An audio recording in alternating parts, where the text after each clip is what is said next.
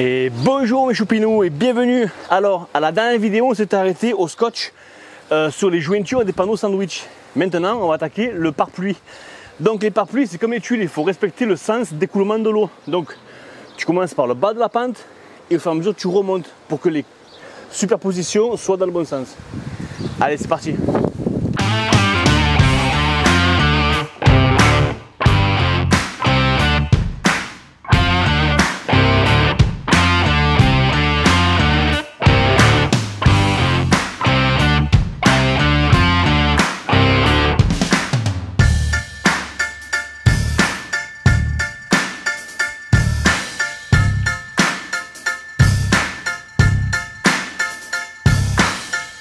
Alors, pour l'étanchéité, comment je vois la chose?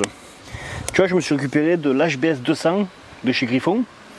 Ce que je vais faire, c'est que je vais poser une bonne couche là, bien épaisse, sans trop tirer sur mon mur. Je vais venir mettre mon pare-pluie sur le frais directement comme ça. Et dans un second temps, quand ça va tirer, je viendrai mettre une deuxième couche à cheval sur le pare-pluie et sur le mur. Comme ça, au moins, je serai tranquille. Et après, je viendrai liter et poser mes tuiles par-dessus. Et bien sûr, sur les tuiles, il y aura aussi une étanchéité.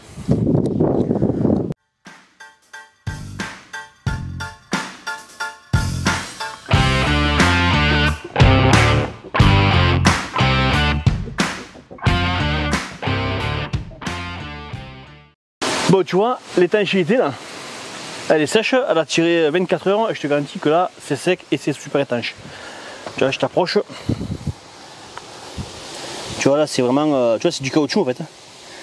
Donc ça c'est nickel, c'est la première étanchéité. Et ensuite il y en aura une deuxième sur les tuiles. Bon entre temps qu'est-ce que j'ai fait? On a commencé le litage. Enfin commencé et fini même.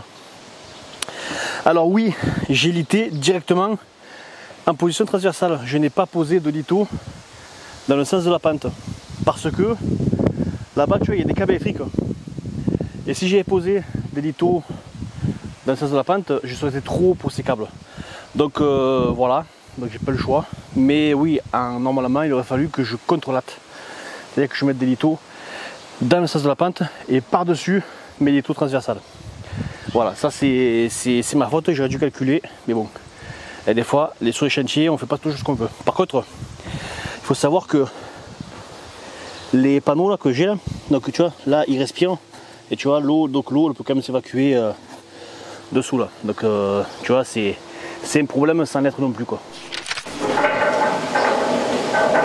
Bon tu vois, et pendant ce temps-là, le padre, le père, il a déchargé tout le pick-up tranquillement.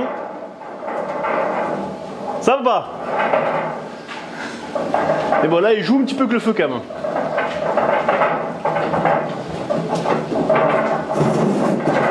Bien beau la caméra là, padre.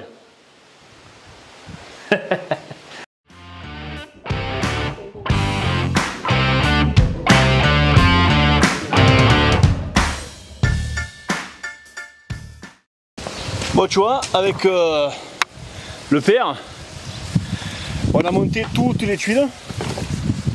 Voilà, on les a posées à paquet là. Et maintenant je vais commencer à les mettre en place. Donc je vais coller les deux premiers rangs. Et après je collerai une tuile sur 3. Et je finirai par coller les deux derniers rangs. Ouais, je suis un peu soufflé parce que mine de rien il fait chaud, puis c'est physique. Hop. Tu vois, je vais coller mes tuiles. Donc hop, je fais un trait de sika.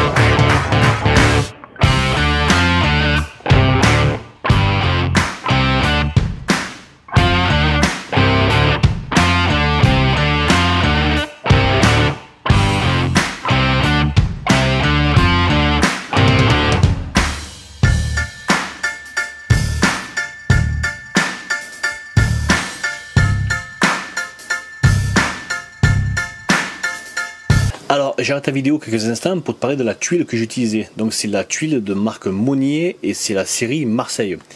Déjà, j'ai pris celle-ci parce que de partout dans mon village et surtout sur ma maison, j'ai celle-ci. Donc du coup, question esthétique, et j'ai repris la même. Mais en plus, elle a un immense avantage, c'est qu'elle a un pureau variable.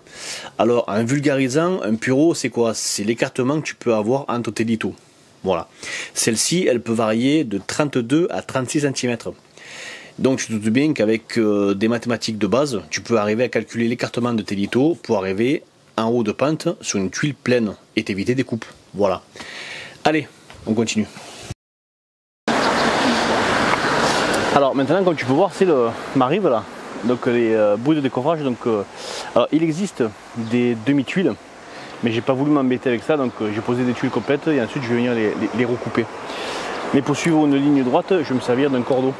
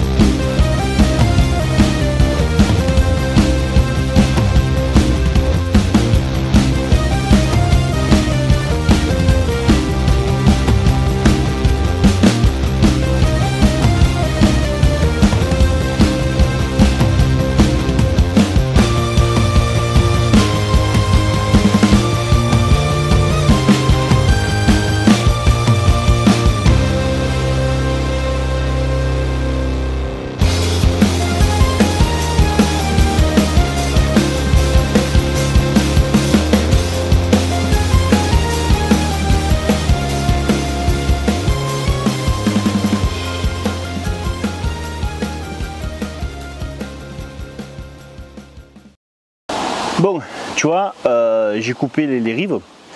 Maintenant, toutes les rives sont rectilignes, c'est nickel. Il est temps de m'occuper de l'étanchéité entre le haut de mes tuiles là, et mon mur. Alors, les murs, tu vois, ils sont pas réguliers, quoi. Il y a des briques, il y a des jouets, donc c'est un peu le bordel. Donc les solins, un solin, ça aurait été compliqué à installer. Du coup, j'ai opté pour la solution flexible. Tu vois, j'ai une bande de tissu là qui ressemble à un géotextile très fin. Et hop, j'ai une peinture caoutchouc, donc élasticité 400%, je sais pas si tu vois. Voilà. Couleur rouge, bien sûr, couleur tuile. Et ça me permettra donc de pouvoir bien épouser toutes les aspérités du mur et des tuiles. Voilà. Au moins, ça sera étanche et ça sera périn.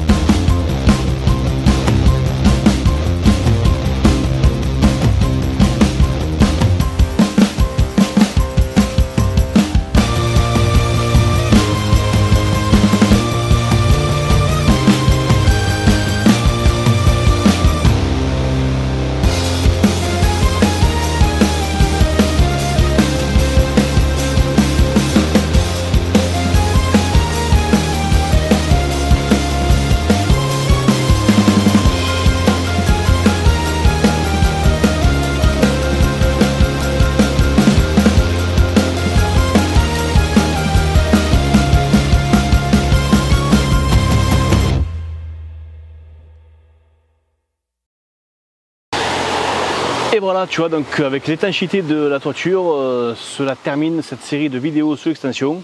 J'espère qu'elle t'a plu. Moi en tout cas, je me suis bien amusé à la faire. C'est la première fois que je faisais ce genre de choses, donc forcément, t'as pu relever que j'ai fait 2-3 erreurs. C'est pas bien grave. La structure elle est debout et puis elle va tenir. Donc pense à t'abonner, à liker et à partager, c'est le que t'en dis. Kena, bon les potos.